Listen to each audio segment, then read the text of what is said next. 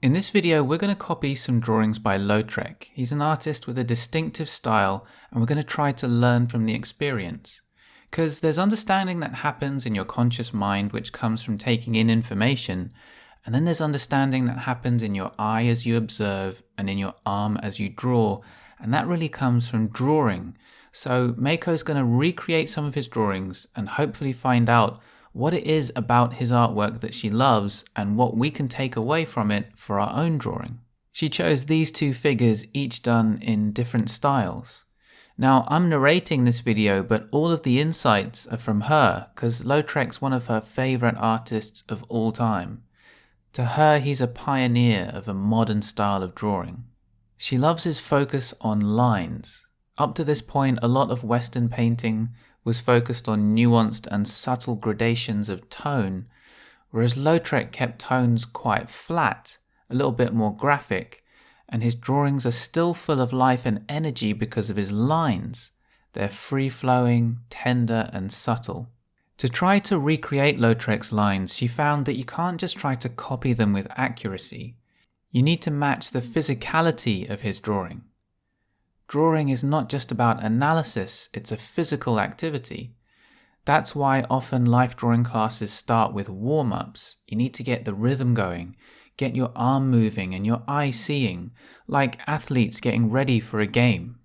Then while drawing, you want to vary the tempo, a bit like how a good public speaker doesn't just think about the words they say, but also about the delivery. They don't speak in a monotone fashion, they mix up the intonation and emphasis and pitch. And that's almost more important to moving people than the content of the speech. Imagine if Winston Churchill had said his speech like this: "We shall fight on the beaches, we shall fight on the landing grounds, we shall fight in the fields and the streets, we shall fight in the hills." Almost all the power, even though the words are the same, the content is the same, almost all the power is taken out of the speech. Trying to draw like Lautrec really requires matching his tempo. In that regard, there are similarities between how he draws and the dancers in the drawings. Now, we don't really know the order in which he drew the lines, but we can try to recreate what we feel he was doing in the drawing. That investigative process is going to teach us a lot. This drawing of Jane Avril is all movement. The structure and everything else is there, but it's all about movement.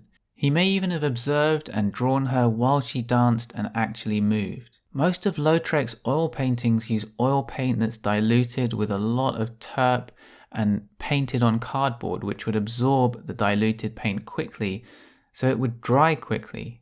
And used in this way, it becomes a bit like watercolor, but with more viscosity, so the painting has more body.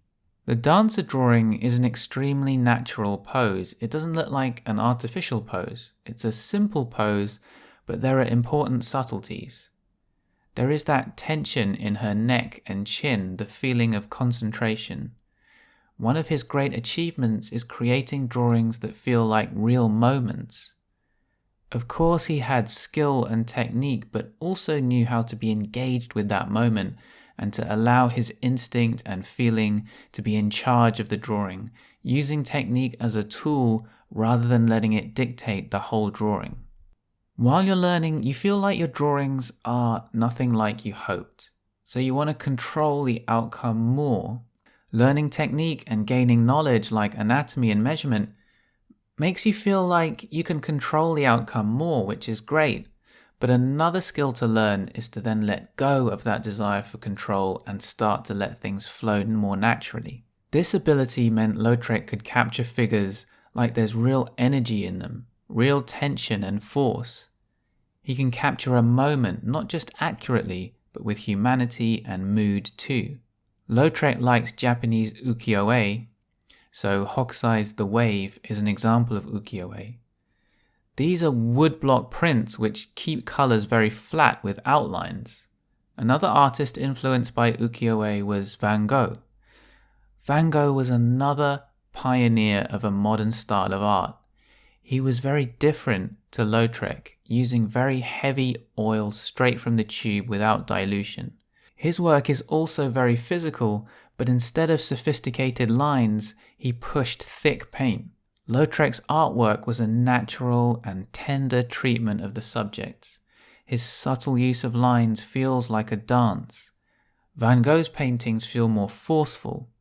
Like Lautrec, he used strong contrast and lines, but his lines were less fluent than Lautrec's. They had power in their jerkiness, and then he added power with his tones.